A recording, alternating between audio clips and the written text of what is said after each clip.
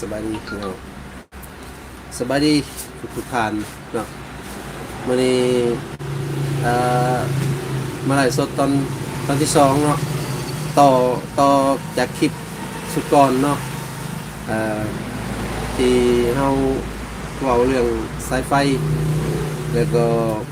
หมอยกเนาะที่เว้าเรื่องไฟคือเก่าแล้วเนาะที่เขาจะเอาหมอยกไฟไปใส่ไปได้เขาบอกมาแล้วเนาะแต่จะไปว่าเรื่องการใส่แบ่งเอาไฟแบบไม่ต้องเปลืองค่าใช้จ่ายหลายหรือไม่ต้องลงเฟสไฟถึง3 เฟสเลยเนาะเพียงแต่เขาง่าย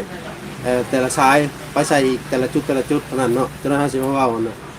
สู่ฟังเนาะว่ามันมีขั้นตอนแบบนั้นแน่เนาะโดยเบิดก็ต้องขอขอบใจนำทุกท่านเนาะที่ติดตามทางช่องเราเนาะแล้วเราจะหาความรู้มาเว้าสู่ฟังเกี่ยวกับการนำใส่ไฟเกี่ยวเข้ากับในวงดนตรีเนาะ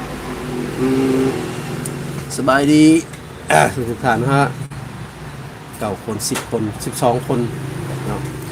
สบายดีทุกท่านเนาะก่อนอื่นวัดเนาะก็มาเว้าเรื่องกระแสไฟหรือว่าไฟฟ้าที่เขาจะไปลงวงดนตรีหันเนาะเพื่อเขาไปลงกับเขาสิไปใส่ไฟ3 เฟสนี่ก็ต้องเลยไป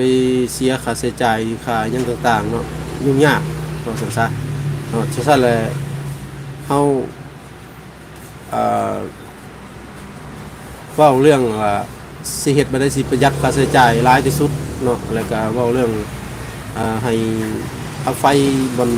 นเฮาสิลงบุญหรือว่าลงอย่างงานอย่างต่างๆเนาะให้มันมาใส่ได้ประสิทธิภาพสูงสุดเนาะและหลังจากคลิปนี้เนาะเฮาจะในนั้นมีเพลงให้ทุกท่านได้ฟังเนาะที่ว่าคลิปนี้ว่าบ่ถึงเนาะว่าน้อยเดียวเพื่อมาแบ่งปันความรู้ให้บรรดาน้องที่เฮ็ดวงดนตรีเหมือนกันเนาะอันนี้มันเฮาเอาวิธีแบบประสบการณ์เฮ็ดวงดนตรีมาใน20 ปีเนาะได้มาเว้าสู่กันฟังเนาะเพื่อประหยัดค่าใช้จ่ายในการลงไฟ3 เฟสเนาะเฮามาเข้าปัญหากันเลยว่าวิธีเนาะวิธีเฮ็ดจังไดนะแล้ว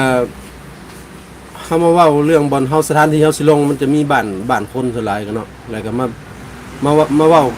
เข้าปัญหาประเด็นเลยว่าวิธีต่อจังไดคือสมมุติว่ามันมีไฟฟ้าอยู่4 สายเนาะเป็นไฟ3 เฟสเนาะหั่นมันมี4 สายเขาเน่งมันในหลักบอกภาษาแบบบ้านๆเนาะนี่แหละเนาะอันนี้อาจจะขัดเกี่ยวกับหลักวิชาการหรือยังก็ต้องขออภัยนำทางวิชาเฉพาะเนาะวิชาการอันนี้เฮาเว้าเรื่องประสบการณ์ตัวจริงเนาะมาเว้าสู่น้องฟังเนาะสำหรับ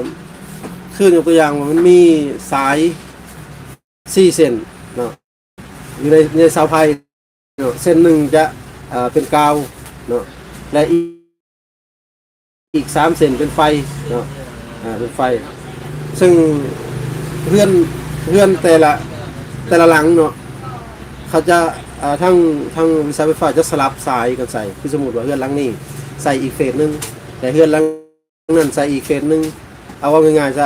เอาเป็น3 หลังกอหลังขอเนาะกอขอข้อเนาะอันนี้เป็นหลังกอเนาะอันนี้หลังขอหลังข้อเนาะกอขอข้อ3 หลังแล้วเขาไปแบ่งเอาในหั่นแล้วก็ต้องน้ำสายเองเนาะว่าเขาสิแบ่งไฟเป็นเฟสเดียวบ่ส่วนแล้วเขาจะสลับเนาะเขาสิบ่ใส่เฟสเดียวหรอกคือสมมุติว่าเพื่อนเรียนกันแบบซี่กองเตอร์นึงก็จะใส่อีกสายนึงกองเตอร์อีกสายใส่อีกสายนึงกองเตอร์อีกเฟสนึงของสายเนาะ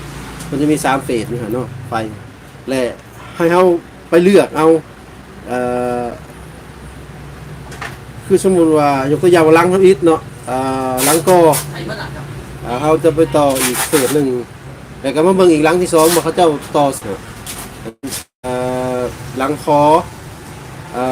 ยกตัวอย่างว่าหลังคอเขาก็มาเบิ่งกับหลังกอนี่สมเทียบกันว่าเขาต่อสายเดียวกันบ่เนาะต่อเฟสเดียวกันบ่คันเฟสเดียวเขาก็เอาไปเอาอีกหลังใหม่เนาะเฮ็ดจนครบ3 เฟสเนาะแล้วก็ต่อไฟมาใส่ในบ่อนวงดนตรีทั้งนั้นเนาะเอามา3 สายดึงสายไป3 สายเนาะ แล้วเขาสิได้ไฟที่มีประสิทธิภาพแล้วก็บ่เป็นอันตรายถึงว่าหมอนะคอมพิวเตอร์สิน้อยเนาะคือตัวอย่างว่าเขาไปเอาทั้งหมดในวงเขาไปใส่ในบน power บางทีใส่ power หลายเป็น10โตก็สามารถเห็นให้คอมพิวเตอร์ระเบิดได้เนาะนั่นคือความอันตรายของมันเนาะแต่ถ้าสมมติว่าเขาแยกแบบสี่แยกอยากใส่3เฮือนหน่อยสิเนาะคือ3เขาก็ได้มา3เฟสเนาะเขาก็เอามาใส่ได้บ่ต้องยากง่ายๆซะเนาะสำหรับวิธีการมันง่ายๆวันนี้เลยและอีกคลิปหน้าเขาสิมาเว้าสู่ฟังเนาะอันน่ะสู่ฟังเกี่ยวกับอันน่ะใส่อามาฮอดแล้วสิใส่แบบใดเนาะ มาฮอดดึงซ้ำสังหลังคามาแล้วสิใส่แบบใดบ่เนาะเอามาใส่แบบใดเกี่ยวกับอันน่ะแอมบ่เราสิใส่แบบใดแบ่งใส่แต่ละเฟสให้มันได้ประสิทธิภาพสูงสุดเนาะสำหรับหลังจากคลิปเฮาแล้วสิได้เปิดเพลงให้ปล่อยเพลงให้พี่น้องได้ฟังเนาะเป็นเพลงเสพสดเพลงยังก็ต้องติดตามต่อไปเนาะว่าที่สมัยเพลงยังจือบ่ได้เนาะ เสพสดยังใหม่ๆบุญทรงเรือวันใหญ่เนาะเราเป็นคนใหญ่สถานที่มาบนเดินสุขภาพอนุหักภูมิสวรรค์เนาะสถานที่จัดมหาเนาะบางกิกิและซอกซันมือหลังเนาะหอนเนาะสลามมาหอนนี่เนาะกะขอขอบใจนำทุกท่านเนาะที่ติดตามรับชมคลิปของเฮาที่ได้เว้าสู่บนภาพแล้วก็ถ้าว่าเนาะตัวใดมันผิดพลาดก็ต้องขออภัยนำประทานเนาะอันนี้เขาบอกเกี่ยวกับประสบการณ์ตัวจริงเนาะแต่มาบอกสู่กันฟังเนาะเกี่ยวกับวงดนตรีเนาะอีก2-3 มื้อเนาะมื้อนี้วันที่22 23 24 25วันที่24 25เดือน10ปี2019เนาะไปพอกันอยู่เมืองอัศพรเนาะพี่น้องเด้ได้ทานที่ไปเบียกไปงานทั้งนั้นก็อย่าลืมไปแวะสนับสนุนทางทีมงานวงดนตรีหนุ่มไทยเฮาหน่อยเด้อพี่น้องเด้อเนาะสำหรับมาเฮานี่ก็สบายดีเนาะมีเรื่องดีทีมหน้าเฮาจะพอกันเนาะ